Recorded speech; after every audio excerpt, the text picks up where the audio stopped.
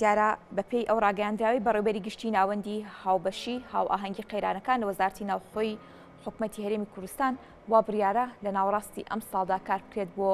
یەخستنەوەی کەمپی ئاوەرەکان واروەها کەمکردنەوەی و باشترکردنی خزمەتگوزاریەکان لە کەمپەکاندا. تایبەت بەم بابەتە و چەندین پرسی دیکە لەسەر ئاوارەکان میوانداری زۆر بەڕێز حوسێن کەلاری بەڕێوەبەری گشتی ناوەندی هاوبەشی هاو ئاهەنگی قەیرانەکان لە وەزارەتی ناوخۆی هەرێمی کوردستان ڕاستەوخۆ لە ستوریۆی هەولێرەوە لامان میوانە. سپاس بۆ ئامادەبوونت. دیارە دەمەوێت سەرەتا پرسیارەکەم لەوە دەست پێ بکەم وا بڕیارە لە ناوەڕاستی مانگی ئەم ساڵدا کار بکرێت لەسەر یەخستنەوەی کەمپەکان چۆن کار لەسەرم بابەتە دەکرێت؟ بەیانی باش سەڵاو بۆ بینەرانی بەڕێزی کوردسات. ئەوەی حقیقت بێت ئێوەش ئاماژەتان پێکردەوەیە کە ئێمە بۆ ئەوەی بتوانین بەردەوام بین لە چوارچێوەی ئەو ئەرکو فەرمانەی کە هەیمانە بۆ خزمەتگەیاندن بە ئاوارە و پەنابەران وە بتوانین بە شێوەیەکی شکۆمەندانە و زیاتر لە خزمەتیانە بین. بیرمان لە پلانێک کردوتەوە کە چۆن ئەو مەبەستێکی هەیمانە پێکین دیارە سەوتی بەڕێستان باش ناگاتە لای ئێمە. گرفتەکە تا چارەسەر دەکرێت ئەگەر ڕوونکردنەوەی لەسەر بابەتەکە بدەین. بەڕێوەبەری گشتی ناوەندی هاوبەشی هاو ئاهەنگی قەیرانەکان لە وەزارەتی ناوخۆی هەرێمی کوردستان بڕیار درراوە یاخود کار لەسەر ئەوە دەکرێت کە لە ناوەڕاستی ئەم ساڵدا کار لەسەر ڕێخستنەوەی کەمپەکان بکرێت، ژمارەی کەمپەکان کەم بکرێتە ئەویش بۆ هۆکاری کە بارگرانیەکی زۆر لەسەر حکوومەتی هەرێمی کوردستان بۆ دابینکردنی خەرجیەکانی با بڵێن ئاوارەکان لە هەرێمی کوردستان هەیە. بۆیە هەوڵ دەدرێت هەم کەمپەکان یەک بخرێتەوە و کەم بکرێتەوە و هەمیش خزمەتگوزاریەکان بۆ کەمپەکان زیاتر بکرێت بە جۆرێک خزمەتگوزاریەکان زیاتر بکرێت کە چۆن لە هەر گەڕک و کۆڵانێکە خزمەتگوزاری پێویست هەیە لە ناو کەمپەکانیش هەبێت. تایبەت بەو هاوکاریانەی کە لەلایەن حکوومەتی عێراقیەوە بۆ کەمپەکانی هەرێمی کوردستان هەیە بەپێی ئەو بەدواداچوونانەی کە لە کورسستار نیوز هەیە و باس کراوە کە لایەنی پەیوەندیدار بازەوە دەکات هاوکاریەکانی حکوومەتی عێراق بۆ کەمپەکان یاخود بۆ ئاوارەکان لە هەرێمی کوردستان لە ئاستی پێویستدانە و زۆرینەی بارگرانیەکان لە ئاستۆی حکوومەتی هەرێمی کوردستانە. ئەمە جگەلەوەی کە هەوڵ هەیە بۆ ئەوەی ئاوارەکان بگەڕێنەوە زێدی خۆیان بگەڕێنەوە ئەو ناوچانەی کە خۆیان لی نیشتەجێ بوون پێشتر و بە هەر هۆکارێکە زێدی خۆیان بەجێ هێشتووە هەوڵ دەدرێت کار لەسەر ئەوە بکرێت ناوچەکانیان ئاوادان بکرێت کار بکرێت بۆ ئەوەی کە بگەڕێنەوە. بەڵام لەسەر و ئەوە شەوە لە هەرێمی کوردستان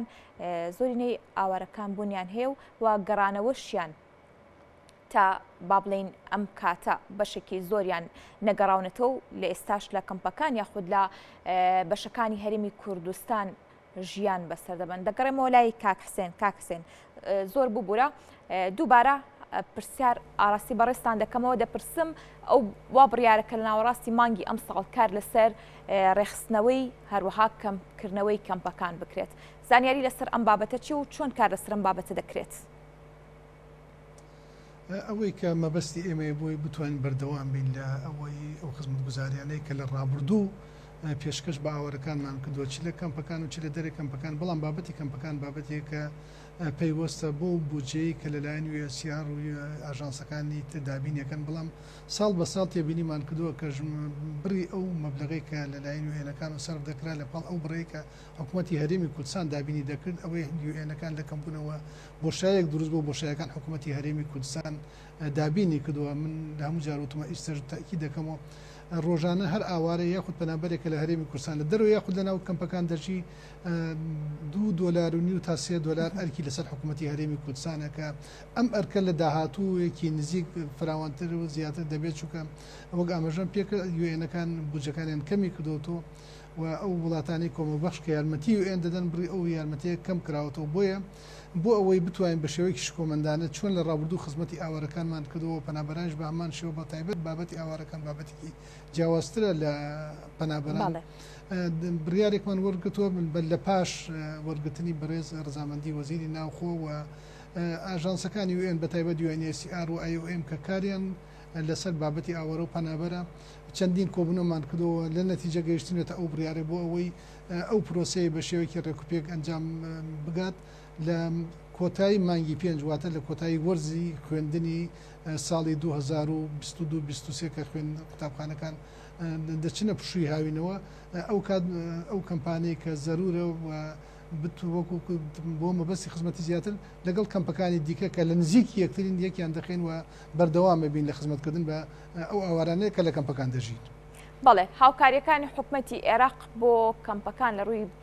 با بڵێن ناردنی بودجەوە بۆ هەرێمی کوردستان بۆ کەمپەکانی هەرێمی کوردستان دەکرێت بڵێن ئەو بارگرانی لەسەر شانی حکوومەتی هەرێمی کوردستان کەم کردوتەوە یاخودبوونی نییە.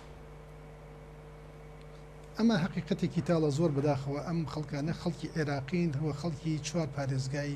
عێراقن دەبواە حکوومەتی هەرێمی کوردستان حکوومەتی عێراق لەو بەشە بودجەیە کە دایدەنا بۆ پارێزگاکانن برێک لەو بودجەیە تەرخان بکە بۆ ئاوەرە و پەنابەران کە لە هەرێمی کوردستان لە دەروی کەم بیا کورد لەناو کەمپەکانەژین بەڵام بەداخەوە ئەو بودجەیە کە ئەوان دابینیان کردو تەنیا خۆی لە چەند سەلەیەکی غزایی لە ساڵێکە 3 تا 4 جار ئەو سەلەی غزایانی هێناوە دابەشیان کردو بەسەر ئاوارەکان و هیچ شتێکی تر نەکراوە. ئێمە ساڵی ڕابردوو لە پاش هاتنی بەڕێز وەزیری کۆچ و کۆچبەرانی عێراق و سەردانی بەڕێز وەزیری ناوخۆی حکوومەتی هەرێمی کوردستان ئێمەش سەردانی ئەوانمان کردووە لەگەڵ لژنەی عولیای غاسە بە سەرۆکایەتی وەزیری کۆچ و لایەنە پەیوەنددارەکانی تری عێراق